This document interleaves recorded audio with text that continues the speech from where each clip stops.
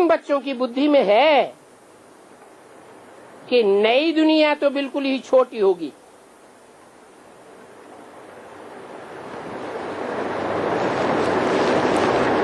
जहां ज्ञान सुनने और सुनाने का काम नहीं होगा। क्या सुनने सुनाने का काम होगा? फिर क्या करेंगे? सतयुग की बात है, त्रेता की बात है, द्वापर कलयुग की बात है, सूक्ष्म पतन की बात है, परमधाम की बात है। कहाँ की बात है?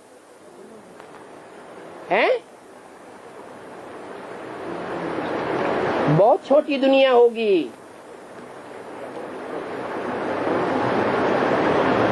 बिल्कुल छोटी दुनिया होगी। कहाँ की बात है? स्वर्णिम संगम युग की बात है।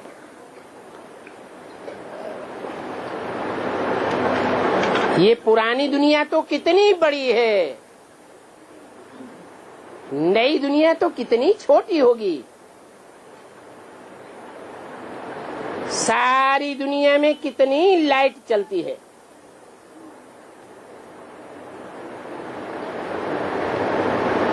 लाइट के द्वारा क्या क्या होता है, कितनी चकाचौंध हो जाती है।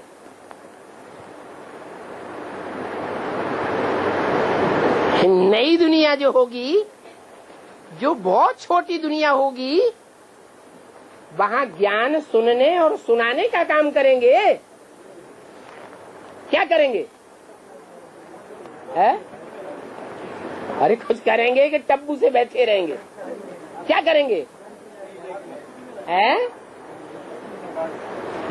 लाइट स्वरूप होकर के रहेंगे और लाइट स्वरूप के वाइब्रेशन सारी दुनिया में फेंकेंगे।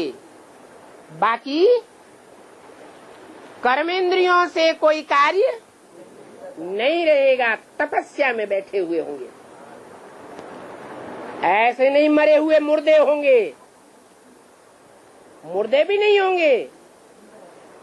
शरीर होगा, चैतन्य होगा, लेकिन 11वीं इंद्रिय से काम करेंगे या साकार इंद्रियों से कार्य करेंगे? वाइब्रेशन का काम करेंगे। तो दुनिया का परिवर्तन कैसे होगा? वाइब्रेशन से दुनिया का परिवर्तन होता है। अगर ऐसा नहीं हो तो फिर जानवरों को बैठ करके दृष्टि दे दो, वो भी सुधर जाएंगे। सुधरना चाहिए कि नहीं? है? जानवरों को दृष्टि दें तो सुधरेंगे? नहीं सुधरेंगे। वो सिर्फ वाइब्रेशन से सुधरेंगे।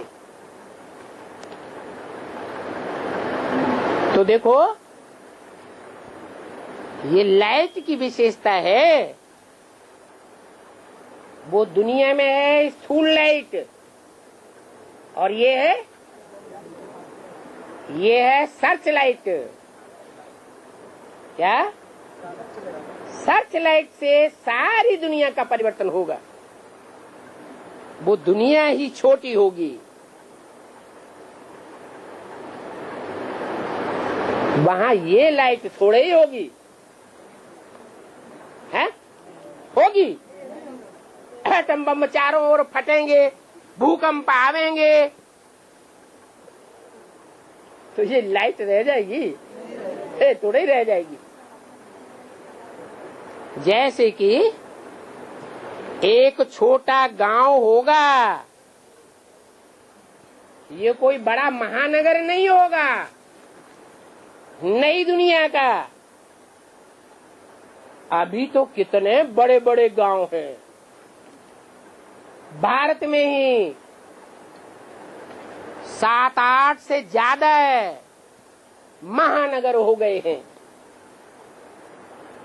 वहां तो इतने नहीं होंगे। थोड़े मुख्य मुख्य अच्छे रास्ते होंगे। क्या? अभी तो दुनिया में रास्ता बताने वाले भी ढेर के ढेर हैं और रास्ते भी ढेर के ढेर। जितने मनुष्य उतने रास्ते बताते हैं। तुंडे तुंडे मतिर्भिन्ना। वहां तो मुख्य थोड़े रास्ते होंगे। कितने होंगे? है? उस नई दुनिया में जो बहुत छोटी सी दुनिया होगी, उसमें रास्ते बताने वाले कितने होंगे? ज्यादा से ज्यादा। और रास्ते कितने होंगे? है? नहीं, 8 रास्ते होंगे। और बताने वाले भी 8 होंगे। अगर उस छोटी दुनिया में 8 रास्ते नहीं होंगे, तो जो बड़ी दुनिया बनती है 500 करोड़ की, उसमें मुख्य मुख्य जो धर्म है वो कैसे पनपेंगे? पनप रहे हैं या नहीं पनप रहे हैं? पनप रहे हैं। वहां नई दुनिया में 5 तत्व भी सतो प्रधान बन जाते हैं। क्या? छोटी दुनिया होगी। जिस समय वो छोटी दुनिया होगी, उस समय सारी दुनिया में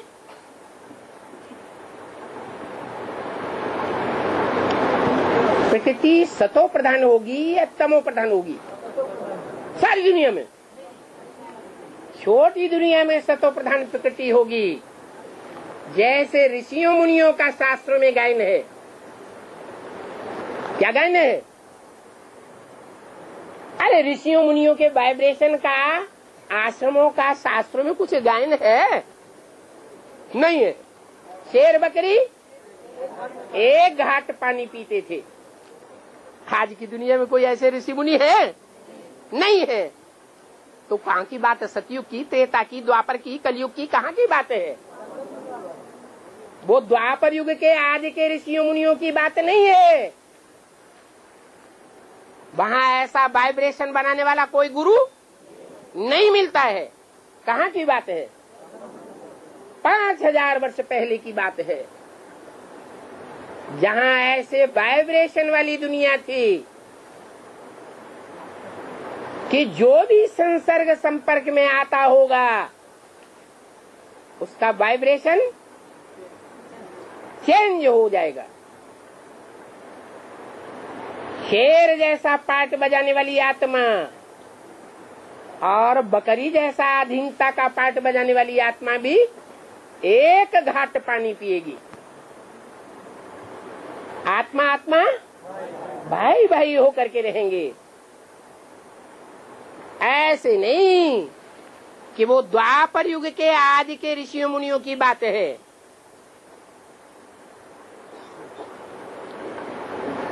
वहां 5 तत्व भी सतो प्रधान होंगे। उस छोटी दुनिया को जब कहेंगे तो उस समय बड़ी दुनिया होगी या नहीं होगी? है? अरे थोड़े लोग बोल रहे। जब ऐसी छोटी दुनिया वाइब्रेशन वाली बनेगी सतो प्रधान, तो बड़ी दुनिया होगी या नहीं होगी? वो भी होगी, लेकिन वहां 5 तत्व तमो प्रधान होंगे। तमो प्रधान 5 तत्व बहुत नुकसान पहुंचावेंगे, बहुत दुखदायी होंगे। और छोटी सी सतो प्रधान दुनिया के 5 तत्व कैसे हो जाएंगे? सतो प्रधान हो जाएंगे। तत्व और तत्व का जो संघात रूप प्रकृति है, कुदरत, वो जड़ है या चैतन्य है? वो जड़ है। वो जड़ प्रकृति ज्ञान की बातों को नहीं मानती। क्या? ज्ञान की बातों को धारण ही नहीं करती। जैसे वो कैसे परिवर्तित होती है? वाइब्रेशन से परिवर्तित होती है।